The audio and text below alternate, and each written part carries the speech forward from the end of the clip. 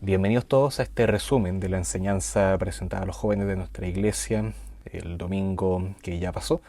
En esta ocasión vamos a estar continuando con la temática del crecimiento espiritual y nuestra alimentación, en este caso con la pregunta de por qué no estoy creciendo. En el marco de las disciplinas espirituales, el aprendizaje bíblico, seguimos con el tema del crecimiento espiritual, la alimentación de la palabra de Dios.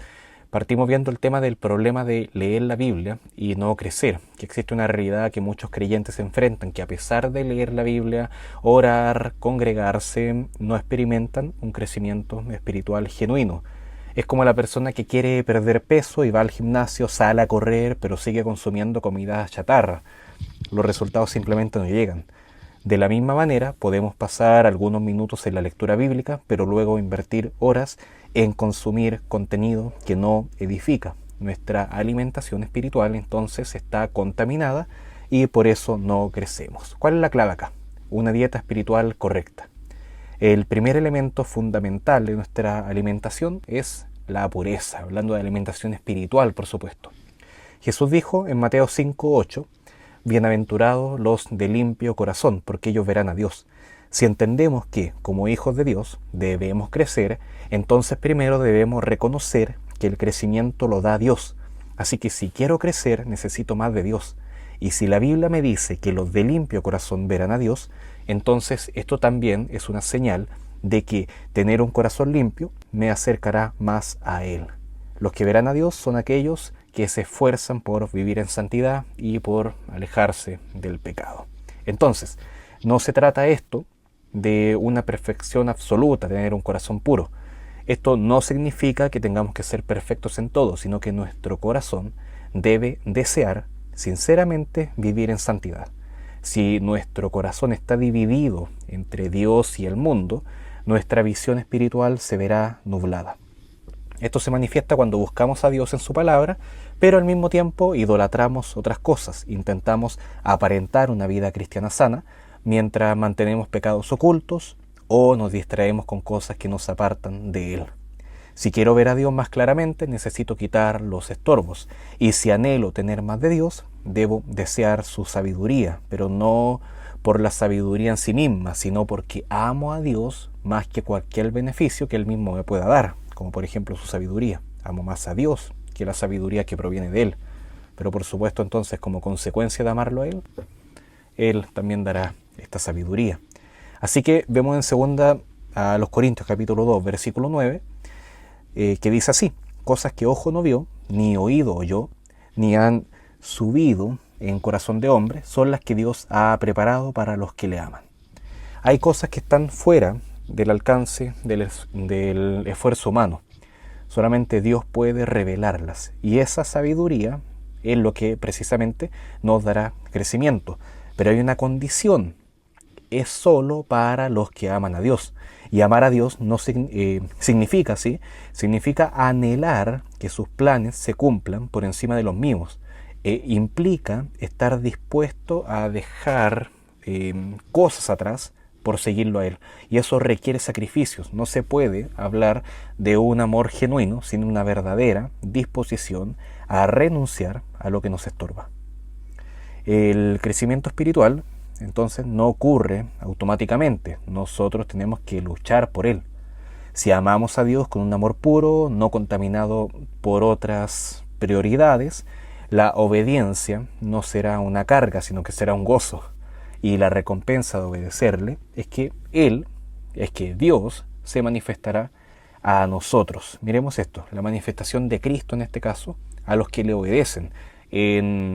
Acá Jesús dice en Juan 14:21, el que tiene mis mandamientos y los guarda, ese es el que me ama. Bien, es como en armonía con lo que veníamos viendo recién. Y el que me ama será amado por mi Padre, y yo le amaré, y acá está, y me manifestaré a Él. Si Dios es quien da el crecimiento y Él se manifiesta a los que le obedecen, entonces la clave para crecer espiritualmente es mantener esta relación cercana de obediencia con Dios. Esta manifestación que se habla acá cuando estos textos dicen que verá a Dios, que se manifestará a Dios a Él, no es una aparición física, aclaremos eso también, sino que es una revelación especial de la presencia de Dios, la guía de Dios y la comunión íntima que Dios tiene con nosotros. Pero aquí hay un punto importante. No basta con limpiarnos de lo malo. No basta con amar a Dios. No basta con recibir su sabiduría. Y no basta con conocer sus mandamientos y obedecerlos de manera mecánica. Debemos desear desde lo más profundo vivir conforme a ellos. Porque sólo así estaremos más cerca del Dios que es el que da el crecimiento. Ahora bien, centrémonos en la pureza de nuestra alimentación. Jesús, Él se manifiesta cuando Él decide. Y Jesús da el crecimiento cuando Él quiere. Nosotros no podemos controlar a Dios para obtener madurez cuando queramos nosotros, pero sí podemos controlar lo que consumimos. Si nuestra alimentación espiritual está contaminada, ¿ahí qué es lo que va a pasar? Que no creceremos. No va a poder hacer bien su efecto esta alimentación. Está siendo obstruida, obstaculizada por algo.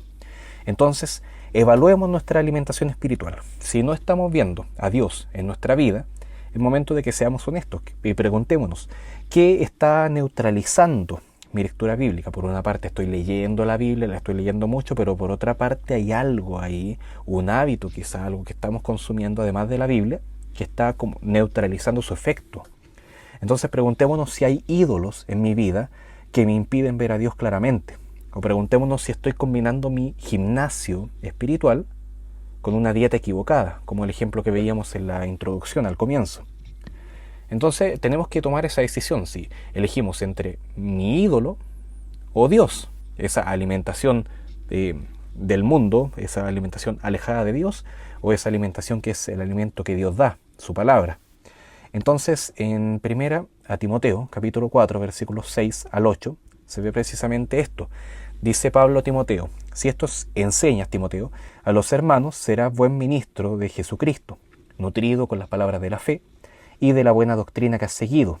Desecha las fábulas profanas y de viejas, y ejercítate para la piedad, porque el ejercicio corporal para poco es provechoso, pero la piedad para todo aprovecha, pues tiene promesa de esta vida presente y de la venidera. Bueno, aquí Pablo nos habla de la importancia de una buena alimentación espiritual, combinado también con un ejercicio correcto. Entonces, para ser buenos siervos de Jesucristo, necesitamos, por supuesto, nutrirnos bien. No podemos ser creyentes raquíticos espiritualmente, debilitados por una mala alimentación. Y debemos recordar que nuestro alimento debe ser la sana doctrina que proviene, por supuesto, de la palabra. No ideas erróneas ni tradiciones humanas, que acá le llaman como esas fábulas profanas y de viejas, que se enseñan con mucha seguridad, pero por supuesto en este caso sin fundamento bíblico. Es entonces indispensable para nosotros aprender a discernir la verdad. Para eso es importante que podamos entender qué es la doctrina, y como por ejemplo las enseñanzas, con eso me refiero a doctrina, las enseñanzas que traemos de la Biblia, nos ayudan a organizar lo que creemos según la palabra de Dios, y también a poder rechazar cuáles son esas enseñanzas que no están dentro de lo que la palabra de Dios quiere entregar a nuestras vidas. Así como debemos nutrirnos con lo bueno, entonces tenemos también que rechazar lo dañino, dejar lo que nos perjudica. Y Pablo nos dice que debemos rechazar las fábulas profanas, es decir, enseñanzas que parecen convincentes, pero no tienen ninguna base en la Escritura. Y consideremos que todo lo que consumimos afecta a nuestro espíritu. Por ejemplo, los influencers que estamos viendo en redes sociales, TikTokers, lo que sea, aportan algo a nuestra vida. La música que escuchamos nos influye, afecta nuestras emociones, incluso las decisiones que podemos tomar, las ganas con las que hacemos las cosas. Las series y películas que vemos tienen efectos también en nuestras emociones y pensamientos, y por eso quizás cuando estamos muy, cansados, estresados por algo, consumimos una serie. Cuando quizás nos sentimos desanimados o sin ganas de estudiar, entonces escuchamos música. ¿Por qué? Porque nos afecta, nos influye, tiene un efecto en nuestra vida. Y acá lo que quiero decir es que no se trata de prohibirlo todo, sino que de a poco ir aprendiendo a filtrar. Y desde, por ejemplo, tienes que filtrar lo mismo que estoy enseñando yo ahora, la predicación que podemos haber escuchado el domingo quizá, hasta lo último que vemos en el celular, o incluso nuestros propios pensamientos, antes de dormir. Debemos preguntarnos si esto nos edifica o es más bien eso que nos contamina. Si nos damos cuenta de que algo nos perjudica espiritualmente, entonces ¿qué tenemos que hacer? Abandonarlo y hacerlo con valentía, aunque nos guste, hacerlo con ese coraje, aunque en verdad esto me gusta, esto yo siento que incluso de alguna forma me distrae y todo, pero si no es el alimento espiritual que yo necesito para crecer, tengo que saber desecharlo. Algunas cosas pueden no ser malas en sí mismas, como, no sé, hablemos de los videojuegos, por ejemplo. Pero si el problema acá es cuando le dedicamos horas y horas cada día al punto de descuidar nuestra relación con Dios, con nuestra familia, nuestras responsabilidades, y ahí es cuando se convierten en un problema. Entonces veamos el peligro de querer también ahora, además de estas cosas, lo que es el peligro de querer encajar en el mundo. Porque muchas veces el mayor estorbo en nuestro crecimiento no es como lo que hemos visto hasta ahora, eso de lo que consumimos, sino nuestro propio temor a ser diferentes, que queremos encajar en la sociedad y no ser vistos como fanáticos religiosos. Pero la Biblia nos llama a no conformarnos a este mundo, sino a renovar nuestra mente con la palabra de Dios. Eso, Romanos 12:2, por si acaso. Entonces, ¿cuál es nuestra conclusión acá? La pregunta es, ¿cómo está nuestra dieta? Consideremos el ejemplo de Daniel, que lo podemos ver ahí en los profetas en el Antiguo Testamento, Daniel capítulo 1, que nos muestra la importancia de una alimentación espiritual pura, así como este joven, como los mismos que escuchan esta enseñanza, o la escucharon en aquel momento, quizá ahora tú la escuchas, no eres tan joven, pero aún así, de todos tenemos que seguir este ejemplo de quien decidió no contaminarse con la comida del rey. Nosotros entonces tenemos que decidir qué permitimos en nuestra vida.